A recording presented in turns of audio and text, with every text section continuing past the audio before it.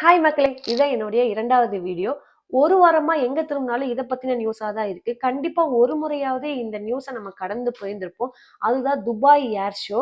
அப்டின்னா என்னன்றவங்களுக்கு நான் சொல்றேன். ஏர் ஷோ அப்படிங்கிறது நெறைய கண்ட்ரீஸ் வந்து பார்ட்டிசிபேட் பண்ணுவாங்க. அவங்க கிட்ட இருக்கிற ஆர்மி, நேவில இருக்கிற கிராஃப்ட்ஸ் எல்லாம் வந்து நம்ம கிட்ட டிஸ்ப்ளே பண்ணுவாங்க. அது புடிச்சிருக்க கண்ட்ரி வந்து அவங்கள அப்ரோச் பண்ணி அத வாங்குவாங்க. ஸோ இதுதான் வந்து ஏர் ஷோங்கிறது. இது வந்து ஃபர்ஸ்ட் டைம் கிடையாது. 1986லயே வந்து ஏர் ஷோ ஸ்டார்ட் பண்ணப்பட்டுச்சு. அப்புறம் கொஞ்சம் வருஷம் பண்ணாங்க. அதுக்கப்புறம் பண்ணல. இந்த மாதிரி போயிட்டு இருக்கும்போது 2001ல வந்து அங்க ஆரம்பிச்சது 2 வருஷத்துக்கு ஒரு முறை வந்து இந்த ஏர் ஷோ துபாயில நடத்திக்கிட்டே இருக்காங்க. இது வேர்ல்டுலயே பெஸ்ட்ன்னு சொல்லப்படுது.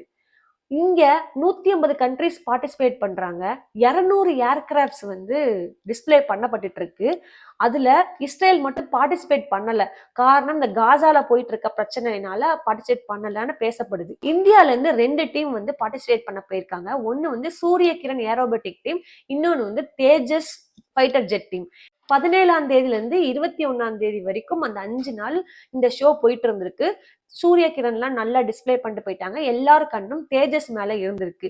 ஸோ அந்த 5வது நாள் வரைக்கும் தேஜஸ் பார்ட்டிசிபேட்டே பண்ணல. அந்த 5வது நாள் தேஜஸை ஓட்ட வர்ற அந்த பைலட் பேர் வந்து நமன் சயால். இவங்க ஒரு 8 to 10 நிமிஷம் நல்லா போயிட்டு இருந்துச்சு. 2ல இருந்து 3 லேப்ஸ் வந்து மேல கீழ மேல கீழ நல்லா போயிட்டு வந்துட்டாங்க.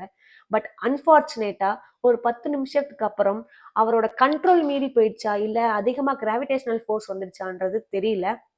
மேல போயிட்டு இருந்த ஃப்ளைட்டு நேரா கீழ வந்து மண்ணுல இடிச்சு அப்படியே கிராஷ் ஆயிடுச்சு.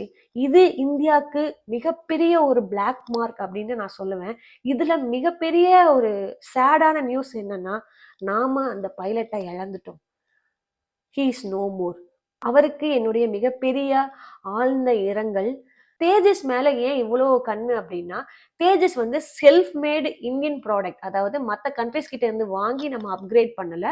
நாமளே மேனுஃபேக்சர் பண்ணது யாருன்னா, ஹிந்துஸ்தான் ஏரோநாட்டிக்கல் லிமிடெட் அப்படின்ற கம்பெனி தான் வந்து இத மேனுஃபேக்சர் பண்ணியிருக்காங்க. ஸோ இத விட இதுல ஒரு பிளஸ் பாயிண்ட் என்னன்னா, இது ரொம்ப குட்டியா இருக்கும், லைட் வெயிட்டா இருக்கும். இது வந்து 2001ல தான் வந்து இத பறக்க விட்டாங்க ஃபர்ஸ்ட்டு. 2015ல தான் வந்து இந்தியன் ஏர் ஃபோர்ஸ்க்குள்ள இத சேர்த்தாங்க. பட் இது வந்து இதுவரைக்கும் பெரிய கிராஷோ எதுவோ நடந்ததே கிடையாது. மேனுஃபேக்சரிங் அப்பலாம் நெறைய ஃபெயிலியர்ஸ் வரும். பட் தேஜஸ் அப்படிங்கிறது அவ்ளோ ஃபெயிலியர்ஸ் பார்த்ததே கிடையாது. 3 நாளைக்கு முன்னாடி நடந்தது தான் இதோட 2ண்ட் கிராஷ். ஃபர்ஸ்ட் கிராஷ் வந்து 2024ல நடந்தது. பட் அதுல உயிர் சேதம் எதுவும் கிடையாது. பட் இந்த டைம் வந்து ஒரு பைலட்ட இழந்துட்டோம். இதோட ஸ்பெஷாலிட்டி என்னன்னா, வானத்துல இருந்து வானத்த அடிக்கிறதும் சரி, வானத்துல இருந்து கீழ எதிரிகள கொல்றதும் சரி, சூப்பரா பண்ணிட்டு இருக்கு. அதனால இதுக்கு கொஞ்சம் மவுஸ் அதிகம். இதுக்கு நெறைய கண்ட்ரீஸ் அதாவது அர்ஜென்டினா, மலேசியா, எஜிப்டு இவங்கள மாரி கண்ட்ரீஸ் பிலிப்பைன்ஸ் இவங்க எல்லாரும் வந்து இத வாங்குறதுல ரொம்ப ஆர்வமா இருக்காங்க. 30 தேஜஸ் ஃபைட்டர் ஜெட் நம்மகிட்ட ஆல்ரெடி இருக்கு. இன்னும் நெறைய கண்ட்ரி நம்ம தேஜஸ் மேல ஒரு கண்ணா இருக்கும்போது, அன்பார்ச்சுனேட்லி இந்த மாதிரி ஒரு இன்சிடென்ட் நடந்துருச்சு. அது அந்த ஃபேமிலிக்கு மட்டும் இல்ல, இந்தியன் ஏர் ஃபோர்ஸ்க்கு மட்டும் இல்ல, ஒவ்வொரு இந்தியனுக்கும் இது ஒரு சேட் டே அப்படின்னு சொல்லிட்டு இந்த வீடியோவ நான் முடிச்சுக்கிறேன். இந்த மாதிரி கன்டென்ட் உங்களுக்கு வேணும் அப்படின்னா லைக் பண்ணுங்க, சப்ஸ்கிரைப் பண்ணுங்க. இதுல வேற ஏதாவது ஒரு உங்களுக்கு மாற்று கருத்து இருந்துச்சு அப்படின்னா கீழ கமெண்ட் பண்ணுங்க. Thank you.